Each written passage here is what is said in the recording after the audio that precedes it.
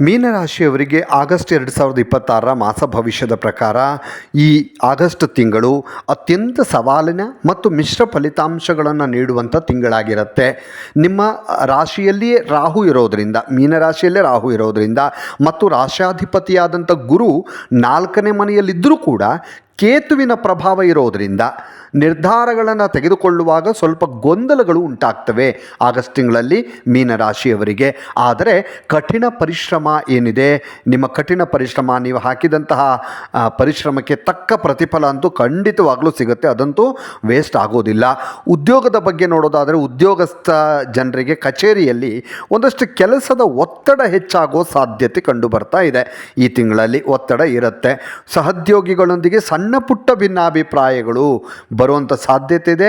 ಹಾಗಾಗಿ ಮಾತಿನ ಮೇಲೆ ನಿಗಾ ಇರಲಿ, ಮಾತಿನಲ್ಲಿ ಎಚ್ಚರಿಕೆಯಿಂದ ಮಾತನಾಡಿ, ಭಿನ್ನಾಭಿಪ್ರಾಯಗಳು ಬರದಂತೆ ಎಚ್ಚರಿಕೆ ವಹಿಸೋದು ಮೀನರಾಶಿಯವರಿಗೆ ಈ ಮಂತು ಅಂದರೆ ಈ ತಿಂಗಳಲ್ಲಿ ಸವಾಲನ್ನು ಎದುರಿಸಬೇಕಾಗತ್ತೆ. ಮತ್ತು ಈ ತಿಂಗಳು ಉದ್ಯೋಗದಲ್ಲಿ ನೀವು ಹಠಾತ್ ಬದಲಾವಣೆ ಮಾಡುವಂಥದ್ದು. ಈಗ ಸರ್ಕಾರಿ ನೌಕರರಾಗಿದ್ದರೆ ಸಡನ್ನಾಗಿ ವರ್ಗಾವಣೆ ಆಗುವಂತಹ ಸಾಧ್ಯತೆಗಳು ಕೂಡ ಇದೆ, ಟ್ರಾನ್ಸ್ಫರ್ ಆಗಬಹುದು. ಸಡನ್ನಾಗಿ ನಿಮ್ಗೆ ಗೊತ್ತೇ ಇರಲ್ಲ, ಹಠಾತ್ ಬದಲಾವಣೆ. ಅಥವಾ ಬೇರೆ ಉದ್ಯೋಗದಲ್ಲಿ ಏನಾದರೂ ಪ್ರೈವೇಟ್ ಉದ್ಯೋಗದಲ್ಲಿದ್ದರೆ ನೀವು ಉದ್ಯೋಗವನ್ನು ಬದಲಾಯಿಸುವ ಮನಸ್ಸು ಮಾಡ್ತೀರಿ ಈ ಒಂದು ಆಗಸ್ಟ್ ತಿಂಗಳಲ್ಲಿ. ಯಾಕೋ ಇಲ್ಲಿ ಸರಿ ಬರ್ತಾ ಇಲ್ಲ, ಬೇರೆ ಕಡೆ ನೋಡೋಣ ಅಂತ ಹೇಳಿ.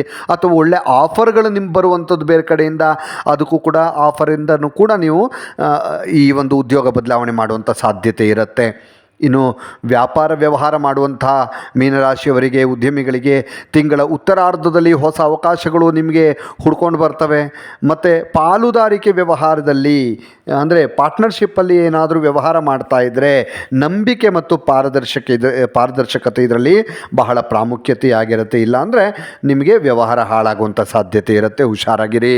ಇನ್ನು ಆದಾಯ ಮತ್ತು ಖರ್ಚಿನ ಬಗ್ಗೆ ನೋಡೋದಾದರೆ ಮೀನರಾಶಿಯವರಿಗೆ ಈ ಒಂದು ಆಗಸ್ಟ್ ತಿಂಗಳು ಆರ್ಥಿಕವಾಗಿ ಸುಧಾರಣೆಯಾಗಿರುತ್ತೆ.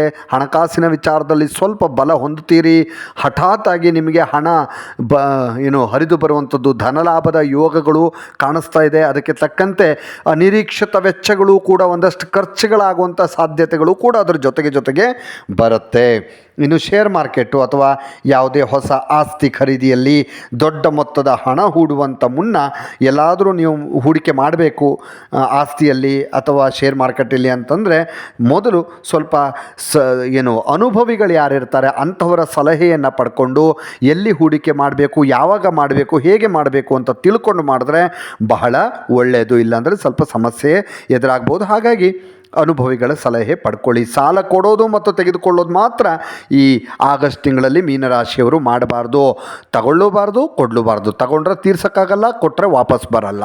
ಇನ್ನು ಕೌಟುಂಬಿಕ ಜೀವನ, ಪ್ರೇಮ ಜೀವನ, 4ನೇ ಮನೆಯಲ್ಲಿ ಗುರುವಿನ ಪ್ರಭಾವ ಇದೆ. ಹಾಗಾಗಿ ಕುಟುಂಬದಲ್ಲಿ ಧಾರ್ಮಿಕ ಕಾರ್ಯಗಳು ನಡೆಯುವಂಥ ಸಾಧ್ಯತೆ ಕಂಡು ಬರ್ತಾ ಇದೆ. ಆದರೆ ರಾಹುವಿನ ದೃಷ್ಟಿ ಇದೆ ಅದರ ಜೊತೆಗೆ. ಹಾಗಾಗಿ ಒಡ ಹುಟ್ಟಿದವರೊಂದಿಗೆ ಸಣ್ಣ ಪುಟ್ಟ ವೈಮನಸ್ಸು, ಮನಸ್ತಾಪ, ಕೋಪ, ಜಗಳ ಇದೆಲ್ಲ ಆಗುವಂಥ ಸಾಧ್ಯತೆ ಇರುತ್ತೆ. ಇನ್ನು ಪ್ರೇಮಿಗಳ ನಡುವೆ ಪರಸ್ಪರ ತಿಳುವಳಿಕೆ ಅಗತ್ಯವಾಗಿರುತ್ತೆ. ಸ್ವಲ್ಪ ತಿಳ್ಕೊಂಡು ಮಾತಾಡಬೇಕಾಗತ್ತೆ. ಸಂಗಾತಿ ಆರೋಗ್ಯದ ಕಡೆಗೆ ಹೆಚ್ಚಿನ ಗಮನ ಹರಿಸಬೇಕಾಗತ್ತೆ. ಮೀನರಾಶಿಯವರು ಕೋಪವನ್ನು ನಿಯಂತ್ರಿಸಬೇಕು, ಇಲ್ಲಾಂದರೆ ದಾಂಪತ್ಯದಲ್ಲಿ ಒಂದಷ್ಟು ಜಗಳ ಆಗಬಹುದು. ಹಾಗಾಗಿ ದಾಂಪತ್ಯ ಜೀವನ ಮಧುರತೆಯಿಂದ ಕೂಡಿರಬೇಕು ಅಂದರೆ ಕೋಪ ಕಮ್ಮಿ ಮಾಡ್ಕೋಬೇಕು. ಇನ್ನು ಮಾನಸಿಕ ಒತ್ತಡ, ತಲೆನೋವು ಅಥವಾ ಕಣ್ಣಿನ ತೊಂದರೆಗಳು ಮೀನರಾಶಿಯವರಿಗೆ ಈ ಆಗಸ್ಟ್ ತಿಂಗಳಲ್ಲಿ ಕಾಡುವ ಸಾಧ್ಯತೆ ಕಂಡು ಬರ್ತಾ ಇದೆ. ಸರಿಯಾದ ಸಮಯಕ್ಕೆ ನಿದ್ರೆ ಮಾಡಬೇಕು. ಸಮತೋಲಿತ ಸರಿಯಾದ ಆಹಾರ ಕ್ರಮವನ್ನು ನೀವು ಪಾಲನೆ ಮಾಡಬೇಕು. ಪ್ರವಾಸ ಮಾಡುವಾಗ ಸ್ವಲ್ಪ ಜಾಗರೂಕರಾಗಿರಬೇಕಾಗತ್ತೆ. ಉನ್ನತ ಶಿಕ್ಷಣಕ್ಕಾಗಿ ಏನಾದರೂ ವಿದೇಶಕ್ಕೆ ಹೋಗೋದಕ್ಕೆ ಬಯಸ್ತಾ ಇರುವಂಥ ವಿದ್ಯಾರ್ಥಿಗಳು, ಮೀನರಾಶಿ ವಿದ್ಯಾರ್ಥಿಗಳಿದ್ದರೆ ಈ ತಿಂಗಳು ನಿಮಗೆ ಒಳ್ಳೆಯದು. ಒಳ್ಳೆಯ ಸಕಾರಾತ್ಮಕ ಧನಾತ್ಮಕ ವಾರ್ತೆ ಸಿಗುತ್ತೆ, ಒಂದು ಒಳ್ಳೆಯ ಸುದ್ದಿ ಸಿಗುತ್ತೆ. ಸ್ಪರ್ಧಾತ್ಮಕ ಪರೀಕ್ಷೆಗಳಿಗೆ ತಯಾರಿ ನಡೆಸ್ತಾ ಇರುವಂತಹ ಮೀನರಾಶಿಯವರು ಕಠಿಣ ಪರಿಶ್ರಮ ಬೇಕು. ಕಠಿಣ ಪರಿಶ್ರಮ ಮಾಡಿದ್ರೆ ಖಂಡಿತವಾಗಲೂ ನಿಮಗೆ ಯಶಸ್ಸು ಸಿಗತ್ತೆ.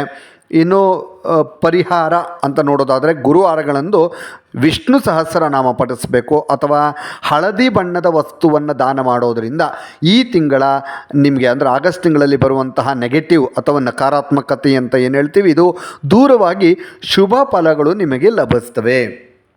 ಇನ್ನಷ್ಟು ವಿಡಿಯೋಗಳಿಗಾಗಿ ಮೀಡಿಯಾ 18 ಕರ್ನಾಟಕ ಚಾನಲನ್ನು ಸಬ್ಸ್ಕ್ರೈಬ್ ಮಾಡಿ ಹಾಗೂ ಹೊಸ ವಿಡಿಯೋಗಳ ಅಪ್ಡೇಟ್ಗಳಿಗಾಗಿ ಬೆಲ್ ಐಕನನ್ನು ಕ್ಲಿಕ್ ಮಾಡಿ.